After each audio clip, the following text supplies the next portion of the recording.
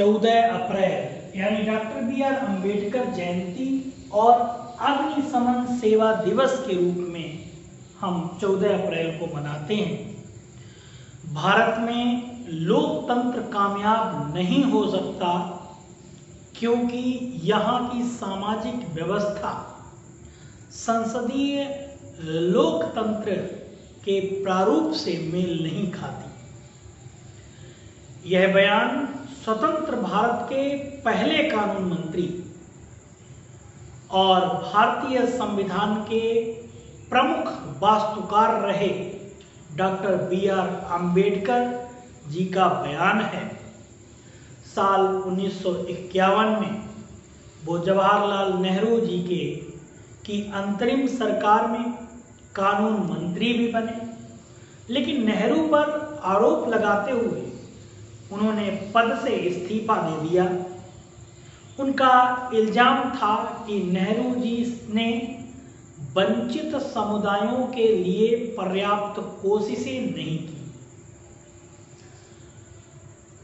आज बाबा साहब भीमराव अंबेडकर की जयंती मनाते समय हमारे पास सामाजिक न्याय की चुनौतियों के विषय में सोचने और नई अर्थव्यवस्था एवं सामाजिक परिवर्तन की बदलती स्थिति में आगे के विकल्प तलाशने के बारे में सोचने और समझने का भी अवसर है।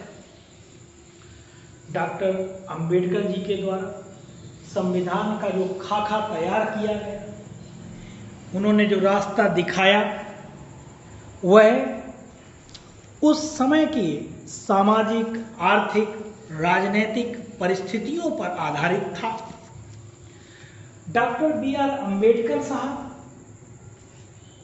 के संघर्षों ने लाखों लोगों के भीतर उम्मीद जगाई कि वह संविधान के शिल्पकार होने के साथ साथ सामाजिक समरसता के अमर पुरोधा भी हैं।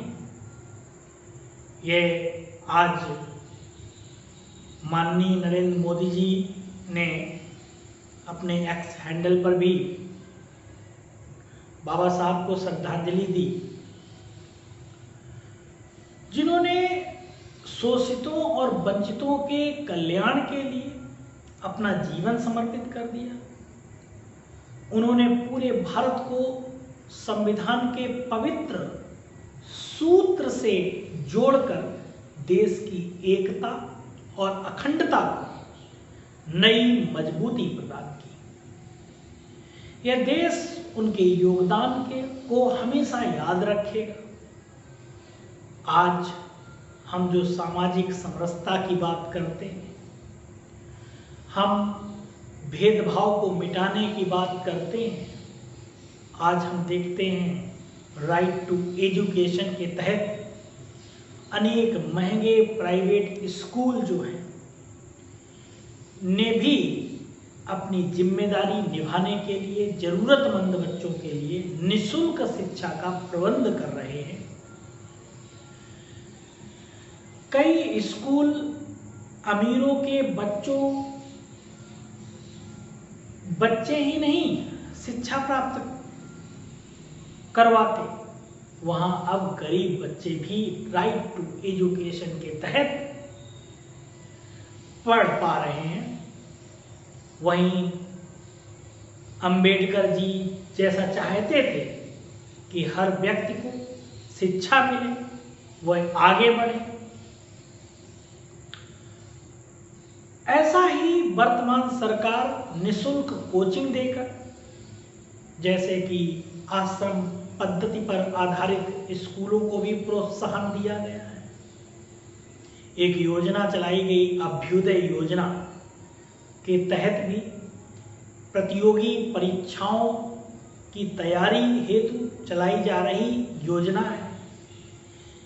ये सब डॉक्टर बाबा साहेब के विचारों के अनुरूप एक अवसर की समानता बनाई जा सके, इसके लिए सरकार प्रयासरत है और डॉक्टर बी आर अम्बेडकर साहब आज भी उतने ही साकार हैं जितने वो उस समय थे। वर्तमान सरकार भी उनके नक्शे कदम पर चल रही है, चाहे छुआछूत की भावना हो उससे भी मुक्ति दिलाने का प्रयास कर रही है। जैसा कि पिछले दिनों हमने देखा, मोदी साहब दलित, पिछड़े या जो सफाई कर्मी हैं उनके पैर धुलते हुए नजर आए। स्वयं स्वच्छ भारत अभियान में हमेशा सक्रिय रहते हैं। वर्तमान सरकार शिक्षा से संबंधित कई योजनाएं लेकर आई है। अब सुनहरा अवसर है छात्रों के पास कि वे इन योजनाओं का लाभ उठाएं और जो बाबा साहब ने शिक्षा को लेकर जो सपना देखा था उसे साकार करें।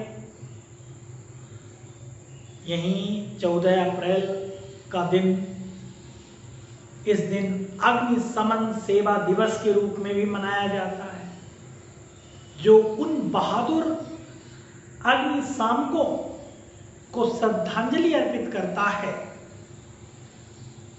एक घटना, अप्रिय घटना घटित हुई थी 14 अप्रैल 1944 को मुंबई बंदरगाह पर एक माल ले जाने वाले जहाज पर अचानक आग लग गई, जिसमें काफी मात्रा में रुई, विस्फोटक और युद्ध उपकरण रखे थे। इस आग पर काबू पाने की कोशिश में लगभग 66 अग्निशमन कार्यकर्ता आग की भेंट चढ़ गए थे और वो वीर गति को प्राप्त हुए। ये वही दिन था जो इतनी अप्रिय घटना घटित हुई और इन्हीं 66 दिवंगत आत्माओं के लिए या अग्निशमन कर्मियों को की स्मृति में प्रत्येक 14 अप्रैल को अग्निशमन दिवस के रूप में मनाया जाता है। उन बहादुर अग्निशमन कर्मियों को श्रद्धांजलि देने के लिए 14 अप्रैल को शहीद दिवस के रूप में पूरा भारत मनाता है। इस तरीके से 14 अप्रैल एक खास दिवस हो जाता है। हमें विचारों का आदान प्रदान करने का दिवस के रूप में मनाना चाहिए। सरकार को सलाह देनी चाहिए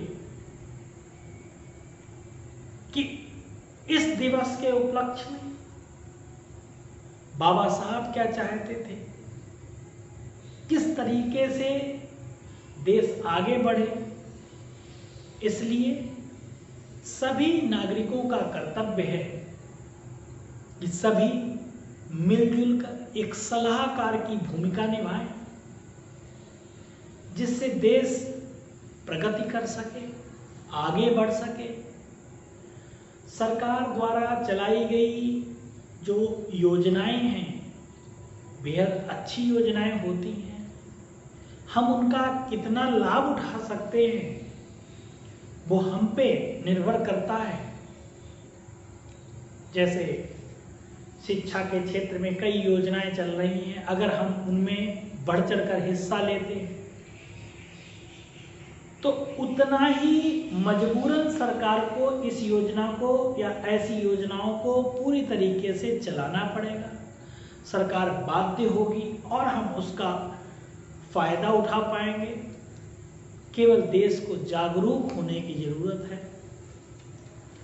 संविधान में जो परिवर्तन होना है, समय समय पर परिवर्तन भी बहुत जरूरी है। बदलते समाज को देखते हुए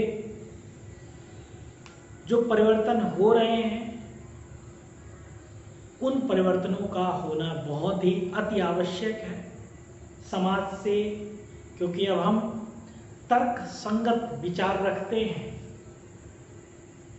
हम रूढ़वादिता से परे आगे की ओर बढ़ रहे हैं। इसलिए अब हमारे पास जो विकल्प हैं, नए विकल्प तलाशने की जरूरत है। इस तरीके से हर नागरिक का कर्तव्य है कि देश को सुचारू रूप से बढ़ाने की कोशिश करें। जय हिंद।